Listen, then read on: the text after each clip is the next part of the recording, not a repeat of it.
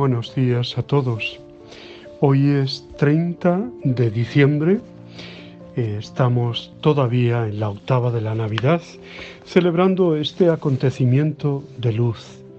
Un niño nos ha nacido, un hijo se nos ha dado.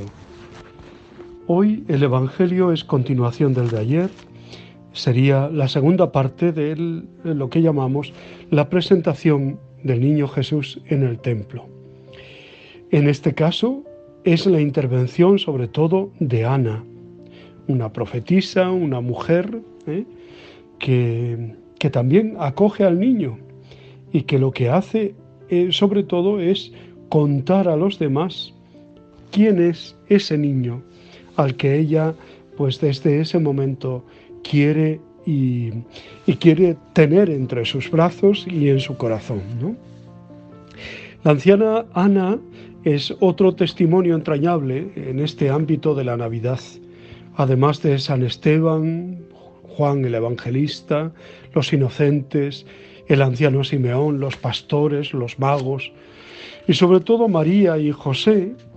Ahora es esta buena mujer sencilla del pueblo que desde hace tantos años sirve en el templo y que ha sabido reconocer la presencia del Mesías y dar gracias a Dios, y después habla del niño a todos los que la quieran escuchar. Ana no prorrumpe en cántico tan acertados como los de Zacarías o Simeón. Ella habla del niño y da gloria a Dios. Es vidente en el sentido de que tiene la vista de la fe y ve las cosas desde los ojos de Dios. Es una mujer sencilla, viuda desde hace muchos años, y nos da ejemplo de fidelidad y de amor. En lo sencillo y lo cotidiano anda Dios. Como también sucedió en los años de la infancia y juventud de Jesús, el Evangelio de hoy termina diciendo que su familia vuelve a Nazaret, y allí el niño iba creciendo y robusteciéndose y se llenaba de sabiduría, y la gracia de Dios lo acompañaba. Los vecinos no notaban nada, solo José y María sabían del misterio, pero Dios ya estaba entre nosotros y actuaba. Ana es representante de tantas personas que desde su vida de cada día sirven a Dios y siguen el camino de Jesús. Y sin demasiada cultura, probablemente, saben discernir los signos de los tiempos, se dan cuenta más que los sabios de la presencia de Dios en sus vidas. En el seno de una familia, ¿cuánto bien pueden hacer los abuelos, los padres, los hermanos, comunicando actitudes de fe y fidelidad? ¿Cuánto bien puede hacer en el círculo de los amigos un joven valiente que no esconde su fe y su honradez, sin caer en la esclavitud de los criterios del mundo, contrarios a Cristo? Y sobre todo, las religiosas y religiosos, con los 3 votos de castidad, pobreza, obediencia, con los que optan por una vida de seguimiento de Cristo y luchan contra las apariencias y apetencias de este mundo. Siempre que en nuestra vida hacemos opción por Cristo y renunciamos a los contravalores de este mundo, estamos ayudando a los que nos rodean a sentirse también ellos llamados a una mayor fidelidad a su fe. No hace falta que les dediquemos discursos. Nos lo verán en nuestro estilo de vida, en nuestra coherencia. Por 2 veces dice Lucas, y bajó con ellos, con José y con María, y Jesús crecía en sabiduría, en estatura, en gracia, ante Dios y ante los hombres. A partir de ahí sobreviene el silencio.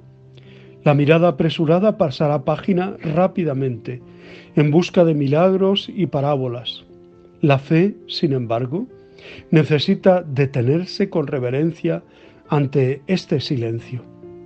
El silencio de Nazaret revela que Dios asume la humanidad verdaderamente, transitando por cada dimensión de la vida humana, yendo hasta la entraña de lo rutinario y lo banal. Ese silencio manifiesta que la realidad cotidiana constituye un lugar posible de encuentro con Dios. No hay que salirse de ella, sino vivir en crecimiento ante Dios y ante los demás. Recordamos lo de prepararnos para el fin de año, para entonar nuestro Te Deum y lo que es más importante, para comenzar un año nuevo. No lo dejemos para última hora. Tenemos sin duda muchos motivos para dar gracias a Dios, para alabarle, para bendecirle. También seguro que motivos para pedir perdón y para enderezar el camino. Hoy la Iglesia celebra, entre otras oportunidades de santidad, la traslación de el apóstol Santiago. Señalo esto este año porque es el comienzo del año santo jacobeo, el año de Santiago, ¿no? Y por eso, bueno, pues me pareció oportuno darle esta importancia, hablando de esto que se celebra especialmente mañana en la iglesia, en la Catedral de Santiago, donde se dice, según la tradición, que están los restos del apóstol Santiago. Y un lugar de peregrinación junto con Jerusalén y con Roma, de los más importantes de la cristiandad, ¿no? Podemos decir que en ese orden sería el tercero, ¿no? Jerusalén, Roma y Santiago de Compostela. El apóstol Santiago murió en Jerusalén, decapitado por orden del rey Agripa I, y aunque lo lógico era que hubiera sido enterrado allí, no quedó memoria alguna de su sepultura en aquella tierra. Hacia el año 860, el martirologio de Floro de León nos dice que sus restos fueron trasladados a España, en su extremo más occidental, y que allí son venerados con una veneración celebérrima. Existe una serie de textos, datados entre los siglos IX y X, que a todas luces son reflejo de otros más antiguos desaparecidos.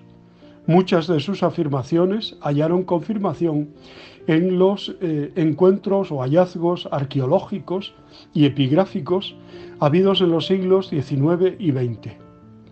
Analizando detenidamente los relatos, podemos reconstruir una narración de la traslación que podría consistir en lo siguiente. Una vez decapitado Santiago, su cadáver fue colgado en el desierto de Judá, que empieza en las afueras de Jerusalén, para que fuese devorado por las aves carroñeras y los animales que abundan en aquellos parajes. Sus discípulos robaron el cuerpo, lo trasladaron a Jope o Jaffa, hoy barrio de Tel Aviv, y allí lo embalsamaron. Después se embarcaron en una de las muchas embarcaciones que cruzaban el Mediterráneo en los meses primaverales y veraniegos. Y tras una feliz travesía que parecía guiada por la mano del Señor, llegaron al puerto de Iría, sito en la actual Pontecesures. La insistencia de las tradiciones en ligar su llegada al actual Padrón nos indica que cambiaron de embarcación para poder navegar por el río Sar. Una vez aquí, sorprendentemente, se dirigieron a la señora o reyezuela llamada Lupa o Atia, a quien pidieron permiso y un lugar para sepultura de su maestro. Ella los remitió al prefecto romano que estaba en Duyo. Este, quizá pensando que los discípulos eran autores de un crimen con su maestro, los encarceló. Manos angélicas les liberaron de la prisión. Los que les perseguían en su huida perecieron al desplomarse un puente cuando lo cruzaban. Lupa, aunque admirada, no cedió, sino que pensó en deshacerse de ellos. Fingió aceptar y les mandó a buscar un carro y bueyes para el tiro al monte Pico Sacro. Lo que allí había eran toros bravos. Ellos se dejaron uncir mansamente al carro. 7 de los discípulos regresaron a Jerusalén y 2, Atanasio y Teodoro, quedaron cuidando la tumba y la comunidad cristiana surgida en aquel lugar. Fueron los primeros obispos de Santiago. Cuando murieron fueron sepultados a ambos lados de su maestro. Más tarde este lugar fue incorporado a la nacida diócesis de Iría. El sepulcro fue cuidado probablemente, escondido, con acceso restringido, pero suministrando reliquias a otras iglesias hasta el siglo VIII, fecha en que en el lugar se desertiza y se pierde su memoria por 100 años. Fue la época de la invasión musulmana. Hacia el año 829, el obispo de Iría, Teodomiro, juzgó llegado el momento de buscar la tumba perdida. La encuentra, llama al rey Alfonso II, que pese a que el hallazgo rompía sus planes sobre Oviedo, se convence de que el hallazgo es auténtico y apoya la construcción de un santuario y un monasterio. El obispo de Iría traslada su residencia al lugar de San Jacobo y 30 años después Floro testifica que su sepulcro era celebérrimo. El primer texto que habla de la traslación de los restos del apóstol es una epístola que se atribuye a León, obispo de Jerusalén, y se dirige a francos, vándalos, visigodos y ostrogodos, y por tanto se puede situar en torno al año 500.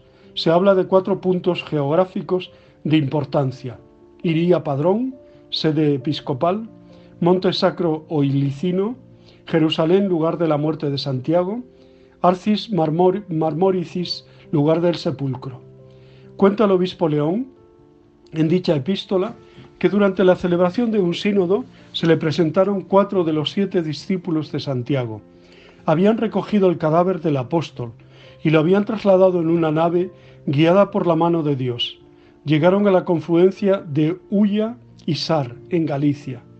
En la última frase de la carta, León exhorta a la cristiandad a acudir allí y orar, porque ciertamente allí yace oculto Santiago. Las noticias de la epístola de León pasaron enseguida a los martirologios que circulaban por todo Occidente. En el siglo IX, en las anotaciones correspondientes, 25 de julio, se lee el párrafo siguiente: Natividad de Santiago, sus sagrados huesos, trasladados a España y sepultados en sus regiones occidentales, son objeto de una celebérrima veneración. Posteriormente, siendo rey de Asturias Alfonso II el Casto y emperador de Occidente Carlomagno, ocurrió lo siguiente. Un ermitaño llamado Pelagio o Pelayo vio una estrella posada en el bosque Liberdón. Se lo comunicó al obispo Teodomiro, obispo de Iria Flavia. Fueron allí y descubrieron en la espesura la antigua capilla. Alfonso II viajó con su corte al lugar, convirtiéndose así en el primer peregrino de la historia. Mandó edificar una pequeña iglesia.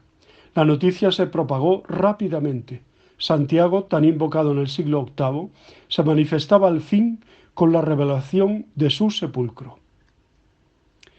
Bueno, pues damos gracias a Dios por todo lo que significa el apóstol Santiago y la fe apostólica en nuestra Iglesia de España, y también todo lo que significa la peregrinación a Santiago y el Año Santo.